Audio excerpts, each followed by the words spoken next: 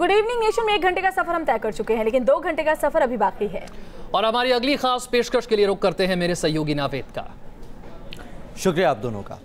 देश के 128 जिले ऐसे हैं जो नक्सल प्रभावित हैं, और इन पिछड़े जिलों में जो नक्सली हैं वो कैसे हाईटेक होते जा रहे हैं, यही है आज की हमारी खास पेशकश।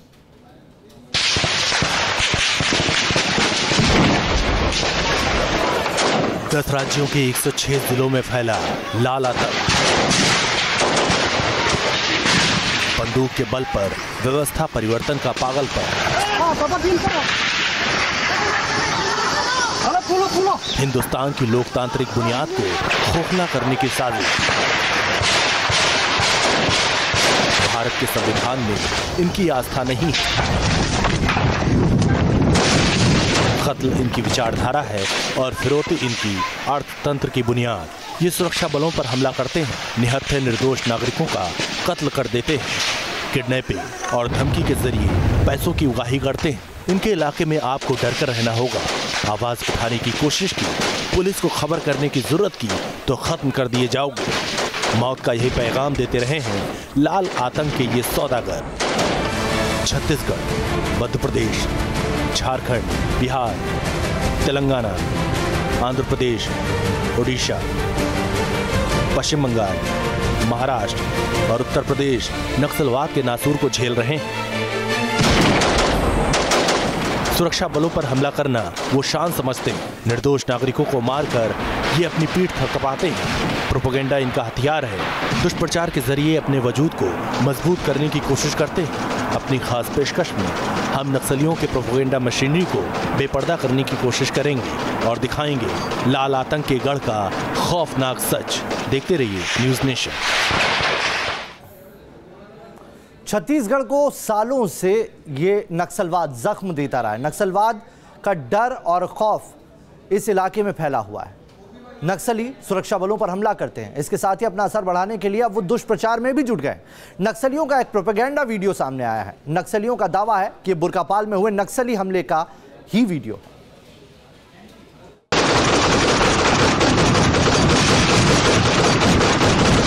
ये दहशत की डॉक्यूमेंट्री है। ये लाल आतंकी दुष्प्रचार मशीनरी है। आतंकी अलग दुनिया कायम करने का ये फितूर है। 10 मिनट की इस डॉक्यूमेंट्री में अपनी कायरता, अपनी सनक को उपलब्धियों की शक्ल देना चाह रहे हैं लाल आतंक के आका।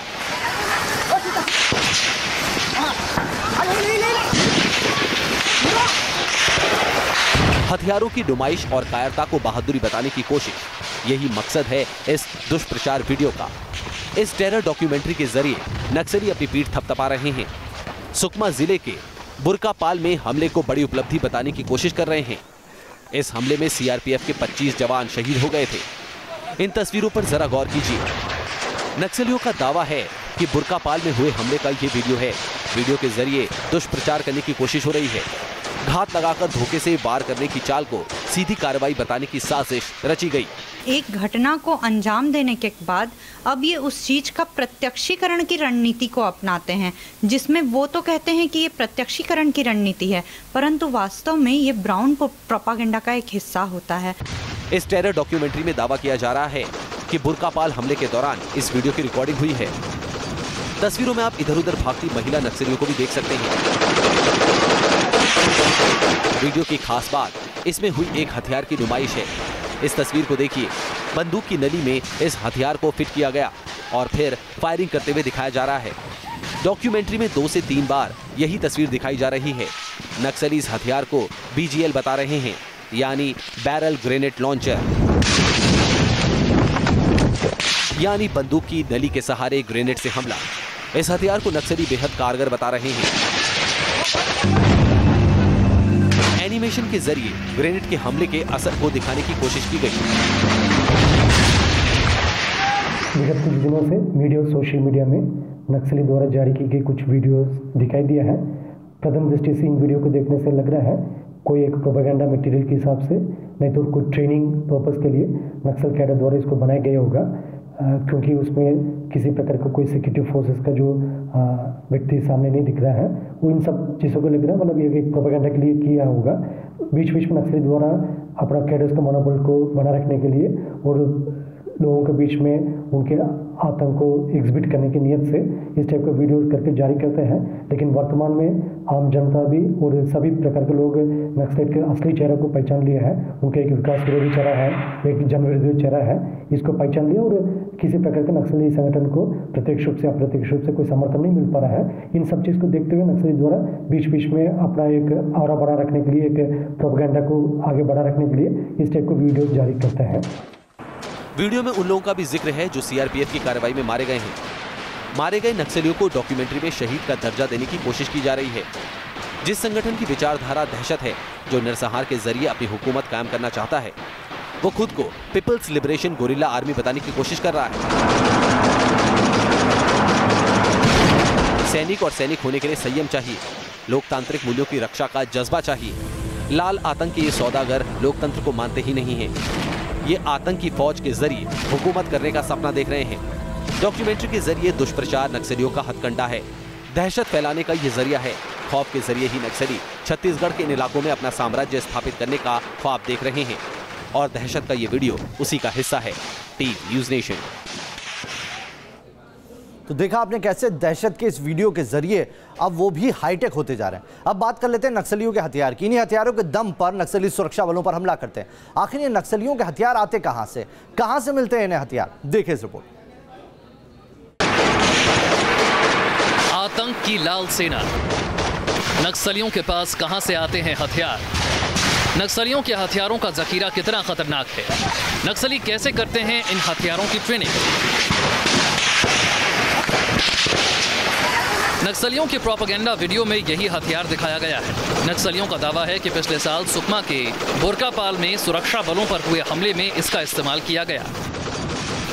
बैरल ग्रेनेड लॉन्चर के अलावा और भी हथियार हैं जिससे नक्सलियों ने सुरक्षा बलों पर हमला किया। ऐसे हथियार जिसने सबको चौंका दिया। पिछले साल दक्षिण बस्तर के जगरगुंडा में जब नक्सली हमला हुआ तो एक हथियार जो सबसे ज्यादा चर्चा में रहा वो था स्पेशल तीर बम।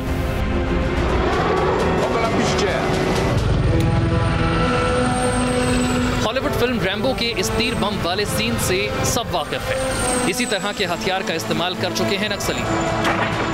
इस तस्वीर को देखिए, ये तीर बम खास तरह के हैं। इनके आगे का हिस्सा उभरा हुआ है, इसी में बारूद भरा होता है। इससे 100 से 150 मीटर तक निशाना लगाया जा सकता है। बताया जाता है कि जब जगरगुंडा में नक्सलियों ने हमला किया तो 100 से ज्यादा तीर बम का इस्तेमाल किया। जानकारों के मुताबिक नक्सलियों ने अपने इस्तेमाल के लिए कुछ हथियारों में बदलाव किए हैं। घने जंगलों में नक्सलियों की हथियार ट्रेनिंग की तस्वीरें आती रही हैं। इस तस्वीर को देखिए, कैसे नक्सलियों को हेलीकॉप्टर को निशाना बनाने की ट्रेनिंग दी जा रही है। ये हथियार और ट्रेनिंग ही है जिसके बल पर आतंक के आका सुरक्षा बलों पर हमले की हिम्मत जुटा पाते हैं। कई मॉडर्न और खतरनाक हथियार भी हैं नक्सलियों के पास। जानकारों के मुताबिक नक्सलियों के पास AK-47, AKM, INSAS LMG, AK-56, rocket launcher, wireless set, आधुनिक दूरबीन, नाइट विजन चश्मा जैसे आधुनिक हथियार और उपकरण भी हैं। सुरक्षा बलों पर हमला कर नक्सलियों ने इन हथियारों को लूटा है। जब किसी बड़े नक्सली की गिरफ्तारी होती है या फिर नक्सल विरोधी मुहिम में सुरक्षा बलों को सफलता मिलती है, हथियारों का बड़ा जखीरा बरामद होता है। हथियारों के जखीरे से अंदाजा लगाया जा सकता है कि नक्सलियों के खिलाफ जंग लंबी है। लाल आतंक के अर्थतंत्र को तोड़ने के लिए बहुत कुछ करना होगा। Team news nation. छत्तीसगढ़ में सीआरपीएफ लगातार नक्सलियों के खिलाफ ऑपरेशन चला रही है। न्यूज़ नेशन की टीम ने ग्राउंड जीरो पर जाकर सीआरपीएफ के ऑपरेशन का जायजा लिया। दंतेवाड़ा के पालनार सीआरपीएफ कैंप से देखिए हमारी ये खास रिपोर्ट।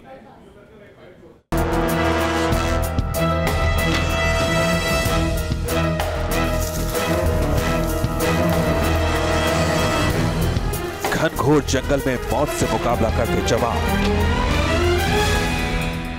AK-47 की फायरिंग से दहलते जंगल, जहां घनी हरियाली के बीच किसी भी वक्त हो सकता है लाल आतंक से मुकाबला। सरासी आहट पर जवान सतर्क हो जाते हैं। सीआरपीएफ के ये जाबाज इस जंगल में हर पल मौत से दो हाथ करते हैं।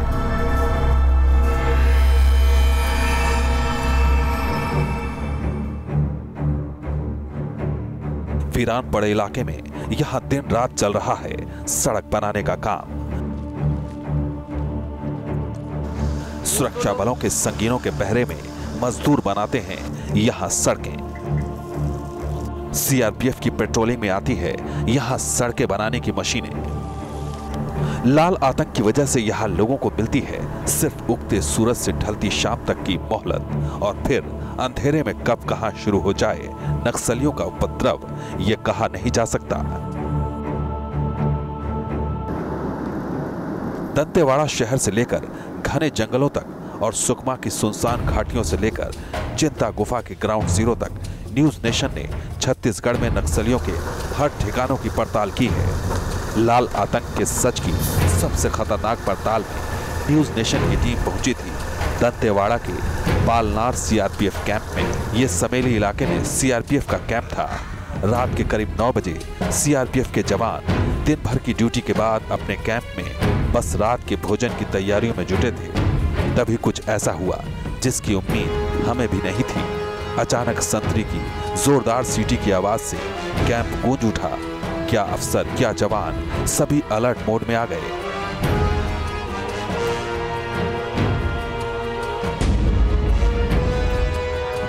छत्तीसगढ़ के पालनार सीआरपीएफ कैंप में मैं इस वक्त मौजूद हूं और अभी यहाँ पर सिग्नल दिया गया है। सीआरपीएफ कैंप में बाकायदा सीटी बजाकर सिग्नल दिया गया और उसके बाद तमाम जो अधिकारी थे वो यहाँ पर अलर्ट हो गए हैं। और एक के बाद आप देखिए किस तरह से यहाँ पर ऑपरेशन को अंजाम देने के लिए जो लोग हैं वो सर्च कर रहे हैं कि कहीं कोई संदिग्ध व्यक्ति तो यहाँ पर नहीं घुसा है। ये एकदम लाइव और रियल ऑपरेशन न्यूज़ नेशन आपको दिखा रहा है। अफरा तफरी का माहौल है यहाँ पर, चारों तरफ लोग एक दूसरे को सिग्नल दे रहे हैं। अंधेरे में ये ऑपरेशन करना उतना ही मुश्किल होता है क्योंकि कहीं से भी जो दुश्मन है, जो नक्सली हैं, वो यहाँ पर आ सकते हैं।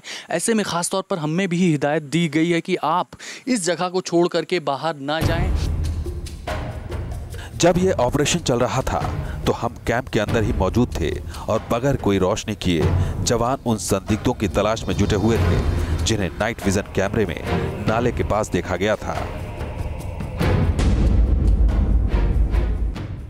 अब आधे घंटे का वक्त बीत चुका है। ऐसा माना जा रहा है कि जो लोग यहाँ पर आसपास मूवमेंट कर रहे थे वो इस इलाके से आसपास कहीं छुपे हो सकते हैं, लेकिन जो चौकी पोस्ट पे यहाँ पर वेपन के साथ जो जवान तैनात हैं उनसे बातचीत करते हैं, जिन्होंने नाइट विज़न कैमरे के ज़रिए उस लाइट को देखा, उस मूवमेंट को देखा। अंधेरे में ही उनसे बात करेंगे हम क्योंकि रोशनी यहाँ पर नहीं की जा सकती है। ये बताइए, अभी आप यहाँ पर थे, जैसे ही सिग्नल मिला नाइट विज़न कैमरे से, आपने क्या देखा? सर 2-3 बार टॉर्च जला सर, तो तकरीबन 100 मीटर से आगे। फिर मैं उसको नाइट विजन कैमरे से देखा, फिर बंद हो गया। फिर 2-3 मिनट बाद चालू हुआ तो फिर मैं सर्च लाइट मारा तो फिर कुछ दिखाई नहीं दिया, वो आगे चले गए शायद। मतलब 3-4 लोगों की परछाई आपको नजर आई? जी सर। पता चला था कि कैंप से 200 मीटर दूर एक नाले के पास टॉर्च की लाइट 3-4 बार जली बुझी थी। अब 50 से 60 जवान उन्हीं संदिग्धों की तलाश कर रहे थे। Team news nation.